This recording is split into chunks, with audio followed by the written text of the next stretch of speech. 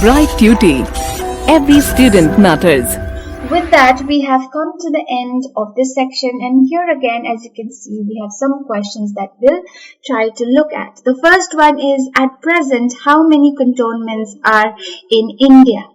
So there are 62 cantonments.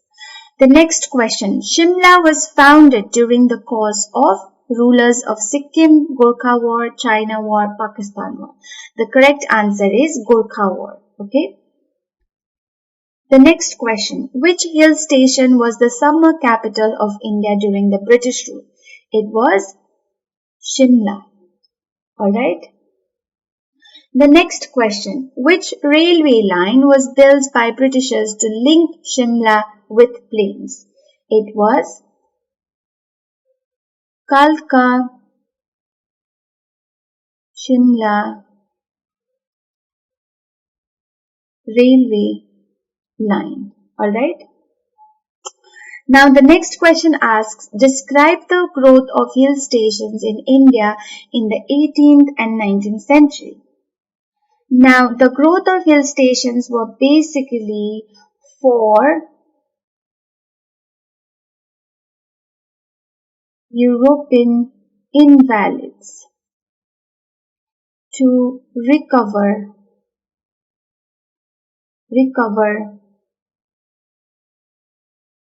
from heat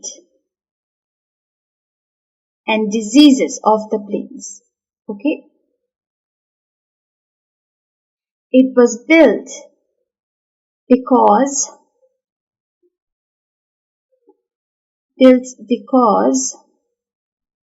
of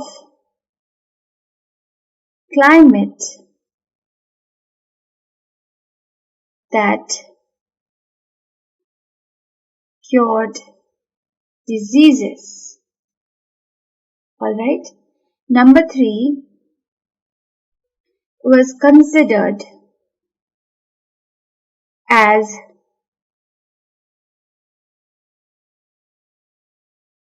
nurseries of ruling race. Okay. Number 4, developed because of the need to secure and protect Europeans from the riots and occasional rebellions of the natives. Okay. Now the next question, how is a cantonment administered? It was administered by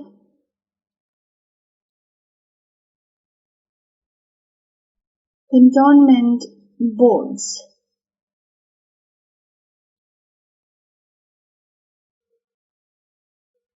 Cantonment boards are autonomous bodies that function under the central government, and the central government provides funds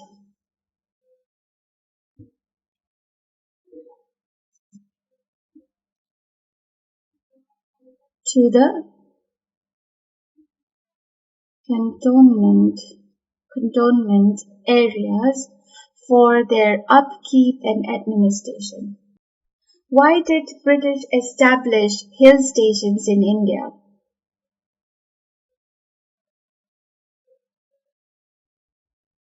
Because they needed a place to recover from heat and diseases of the plains. And number 2, because they required a safe place away from the rebelling natives, away from the threats of the natives. Okay. Now the next question. Describe the growth of cantonments in India. Cantonments were set up at strategic places mainly for defense. They checked the activities and disturbances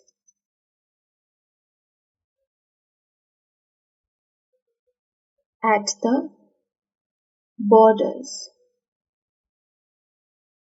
with native rulers. In 1765,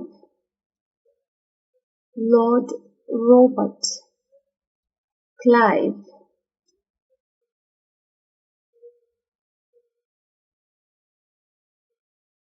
started the formation of cantonments. Alright? Now, very quickly, let's look at the last question. Now, this last question is a map work, and the question asks you to trace the major rivers and hill ranges, and also to plot the cities of Bombay, Calcutta, and Madras. Now, please remember, obviously, here we don't have a map where we could do the map work, but I have intentionally not included a map and have done that for you. Have marked the areas which the question asks for you for a very simple reason, because at the end of this history section of your book, there is an entire chapter dedicated for map work. And that chapter looks at various features, various physical features, rivers, towns, cities, all the things that we are learning in the chapters, okay, now or later or before this. So all of that and all the map works included as part of those chapters have been put together in the final chapter as a map work. And now if we look at that map work and we look at it together, we'll learn about different features of India and its marking on the map together, and we'll learn about it. And after that, after learning the map work and the elements and the symbols and signs used in the map work, we will be able to finally do an exercise like this. So what you can do is leave the map work for every chapter, put them all together, and then after we finish the chapter on the map work, we can take all of them, or you can take all the questions together, bring maps, bring a number of maps, keep a number of maps ready, and mark all of them one by one, because by then you should be ready and you should have understood all the elements used in the map work. Alright, so now I've already explained what map work is. Every chapter will have a map work, and then again I'll remind you. But yes, please do this exercise for your own practice and as well as for your own learning. So with that, we have come to the end. Of this lesson. This lesson was a very long lesson, and this lesson actually covered the whole of the colonial rule. Now, the British rule in India started from 17th century to the 20th century, and this chapter covered the entire time period and all the elements related to urbanization. Okay, so we looked at the state of towns and cities during the colonial rule, before the colonial rule, and how that brought changes in the society. And we looked at three important colonial cities: Bombay, Madras, and Calcutta. We saw the architectural styles used in them. We saw their significance. We saw the activities, both commercial and cultural, that occurred in those cities. And then finally, we looked at the emergence of a new kind of settlement called hill stations and cantonments, right? And we saw the reason, we learned about why those cantonments and hill stations were built and the reason for the growth and development of such areas.